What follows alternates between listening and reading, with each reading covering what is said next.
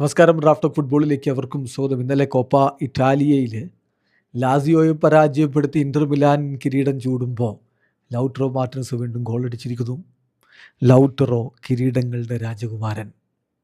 Lautaro world കപ്പിലെ കിരീടവും സ്വന്തമാക്കുമ്പോൾ already 2022 ആ കിരീടം സ്വന്തമാക്കിയതാണ്. ഇതാ വേൾഡ് കപ്പ് കിരീടം പൊക്കാൻ മികച്ച രൂപത്തിൽ അവനൊന്ന് വാമായി വന്നിരിക്കുന്നു, വാമപ്പ് ചെയ്ത് വന്നിരിക്കുന്നു എന്ന് പറയാം. Italian സീരിയ നേടിയിരിക്കുന്നു, Coppa Italia നേടിയിരിക്കുന്നു. 9ാമത്തെ കിരീടമാണ് ഇന്റർ മിലാനോടൊപ്പം താരം സ്വന്തമാക്കിയിരിക്കുന്നത്. നോക്കുക, 2020-21 ആദ്യമായിട്ട് സീരിയ കിരീടം സ്വന്തമാക്കുന്നത്. ആ വർഷം ഇറ്റാലിയൻ സൂപ്പർ കപ്പിലും അദ്ദേഹം മുത്തമിട്ടു. 2021-22 സീസണിൽ കോപ്പ ഇറ്റാലിയയിൽ മുത്തമിടുന്നു, ഇറ്റാലിയൻ സൂപ്പർ കപ്പിൽ മുത്തമിടുന്നു. 2022-23 വീണ്ടും കോപ്പ ഇറ്റാലിയ സ്വന്തമാക്കുന്നു, ഇറ്റാലിയൻ സൂപ്പർ കപ്പിൽ മുത്തമിടുന്നു. 2023-24 സീരിയയിൽ മുത്തമിടുന്നു.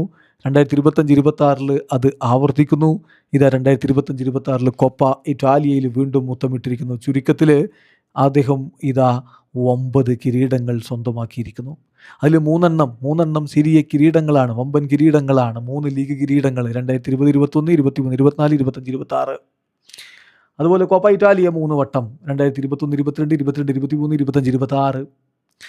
സൂപ്പർ കോപ്പ ഇറ്റാലിയാന 3 വട്ടം 2021, 2022, 2023. കിരീടങ്ങളുടെ രാജകുമാരൻ ആ ലോക കിരീടം ഒരിക്കൽ കൂടി എടുത്തണിയുമോ? വീണ്ടും ഫോമിലാണെന്നേ. കോപ്പ ഇറ്റാലിയയിൽ ഇന്നലെ ഫൈനലിൽ വീണ്ടും ഗോളടിച്ചില്ലേ?